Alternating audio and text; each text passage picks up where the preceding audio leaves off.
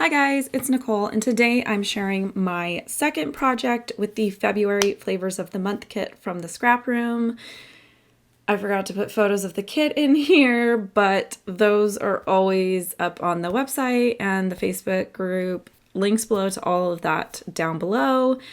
And to get going, this is me looking at the kit. So today I'm working with the Echo Park Birthday Boy Collection. I think Echo Park always does a good job with these types of collections.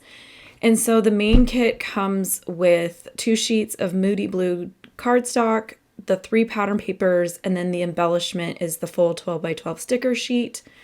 These are the 2 papers that were included in the pattern paper add-on. I am not going to use those today, but I do like to include them just so you can kind of get an overall look at the different options. And then in the embellishment kit add-on this month is the frames and tags ephemera pieces. So these are going to be different kit to kit. Kind of why I like these kits so much is that because they divvy up the embellishment packs and you're getting a true sampling, I don't really ever feel overwhelmed with the amount of embellishments. A lot of times I end up having maybe 1 or 2 pieces left over, or sometimes I will even go through and use all of them. And that makes me feel good to not have like a ton of stuff left over.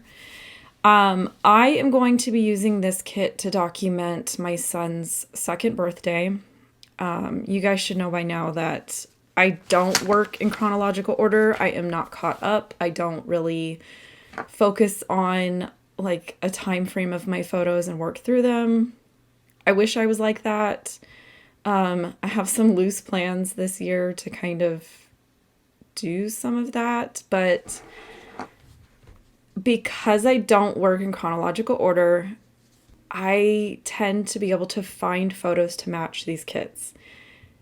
Because I'm so behind, because I don't do things in order. So I like that. That's what works for me. I know that when I opened the kit and I saw that there was a boy birthday thing, I was like, yep, I have years worth of birthday parties that I have not scrapbooked that I can go back to and find one that I feel like works best for this. And this was his 2nd birthday. We didn't have like a big theme. I want to say maybe their 1st birthdays are the only ones that I've gone like big for us as far as like decorating and stuff. We tend to keep our family parties kind of boring, I would say. Other than like tablecloth, cake, maybe a banner. Like I keep it simple. I would rather focus on celebrating their birthday than kind of spending a bunch of money on things that I'll never use again.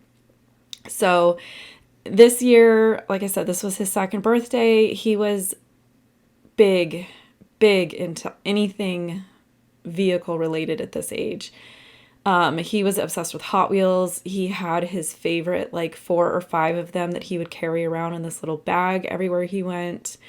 So his birthday cake, I managed to find a Hot Wheels themed one. A lot of his gifts that year were like Hot Wheel tracks and a whole set of new cars. And then I think you can kind of see in the photos, I don't remember which family member, but like he got a sandbox and play sand, and then somebody else brought sand toys. And so he was out there playing for a while, while everybody else is just kind of hanging out and stuff. I didn't really have any photos of the food or of him eating the cake. So I guess that's bad mom on my part for not having those photos, but I either didn't take them. I don't know. See, and this is the only bad thing about not scrapbooking things closer to when they occur is my memory sucks. But I do feel like this might have been the birthday that he just was not interested in eating. Like that photo in the top middle where he's sitting there in the high chair with his plate and just staring. I don't remember him being very interested in eating that day. I'm sure he probably ate his cake, but I don't know. I don't have like a picture of him sitting in the high chair with his cake. And part of me feels bad about that, but it is what it is. I can't go back. So I don't know, we'll see.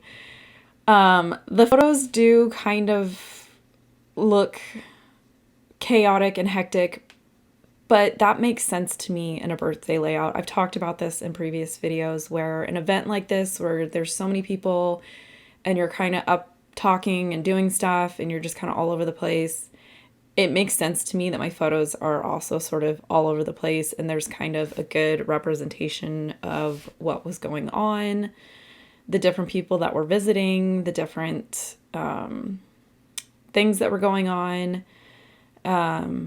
I thought it was kind of funny that the photo where I'm helping him open a card or open a gift or something, our dog is in the background, and he used to do that where he would feel almost like jealous, like nobody was giving him attention, and so he would kind of sit near you and like not look at you and try to make you feel guilty.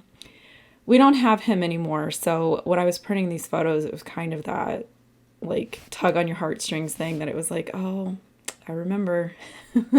And he was our dog that did not like the kids, and it was just kind of funny that typically events like this, he would decide that he liked them that day and he wanted to be with them that day. You guys should have known as soon as I showed that sticker sheet and you saw all the different cute little critters and stuff, that my brain was going to go to some sort of a scene. I will typically do like a horizontal scene, or I really like doing something like this where it's more of a vertical orientation, and so the scene elements are more stacked. So in my mind, it kind of makes me think of like the cover of a book where you've got stuff that's going from the top to the bottom.